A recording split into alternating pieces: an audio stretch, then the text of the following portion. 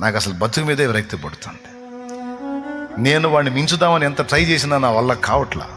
అందుకే ఎందుకు నా బతుకు, నేను బతకటం ఎందుకు, సావాలనుకుంటున్నా అని కొంచెం ప్రెస్టేజ్ లాస్ అయితే, కొంచెం ఏదన్నా అంత అవమానం ఎదురైతే స్త్రీలలోనూ పురుషుల్లోనూ వేదన, విశ్రాంతి పోయింది. యేసు ప్రభుని తీసుకుందాం. యేసయ్య రేంజ్ ఎక్కడ, మన రేంజ్ ఎక్కడ? యేసు ప్రభు మనం ఒకటేనా? కెరూబులు, శరాపులు, మహాదూతలు నిత్యము స్తుతిస్తారు ఆయన.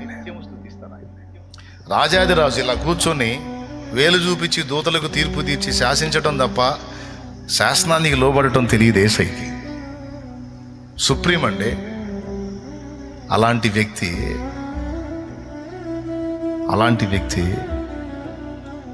శిలువ మరణము పొందినంతగా తన్ను తాను తగ్గించుకున్నాడు, విరిగిపోయాడు. అది గ్రంథం చెప్తున్న సాక్ష్యం. ఆయనలో అహం లేదు. ఎంత తగ్గించుకున్నాడు అంటే, మరణము పొందినంతగా, అనగా శిలువ మరణము పొందినంతగా తన్ను తాను తగ్గించుకోనేను. అంత గొప్పవాడై ఉండి పొంతి పిలాతు సభలో పిలాతు తీర్పు తీరుస్తుంటే దోషిలాగా నిలబడ్డాడు, దోషము లేనివాడు. యేసయ్య ఎక్కడ, పిలాతు ఎక్కడ? అసలు యేసయ్య సృష్టించినటువంటి సృష్టి మొత్తాన్ని లెక్కేసుకొని అందులో పిలాతును ఒక ఊహించండి. మీరు పొంతి పిలాతును ఒక్కసారి ఊహించండి. ఆయన ఎవరు? విశ్వానికి యజమాని, రారాజు, రాజుల రాజు, ప్రభువుల ప్రభు, భూపతులకు అధిపతి, ఆయన సర్వాధిపతి, సమీపించరాని తేజస్సులో నిత్యము వెలిగేవాడు ఆయన. ఆయన ఎక్కడ? పిలాతు ఎక్కడ? ఆయన ఎక్కడ? రోమా సైనికులు ఎక్కడ? ఆయన ఎక్కడ? యూదులు ఎక్కడ? అసలు ఏంది ఆయన సృష్టించిన సృష్టి అంతా? కోటాను కోట్ల దేవదూతల ప్రపంచాలు నిర్మించాడు, కోటాను కోట్ల మానవ జాతిని నిర్మించాడు.